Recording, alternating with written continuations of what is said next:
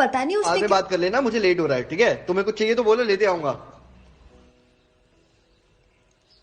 मुझे ना महंगे तोहफे बहुत पसंद है, तो जब आओ वक्त लेते आना। अगर पैसा तेरे लिए सब कुछ है तो अपना रेट बताना, सुबह तुझे ही खरीद लेंगे डार्लिंग। हेलो एवरीवन, आज आप लोग देख रहे हैं यहाँ पर शिवानी को और साथ ही आप लोगों ने देखा है प्रियंका चौहान को, लेकिन आज आप लोग देख रहे हैं इनकी डायलॉग वीडियो। पागल बनाई बेकार।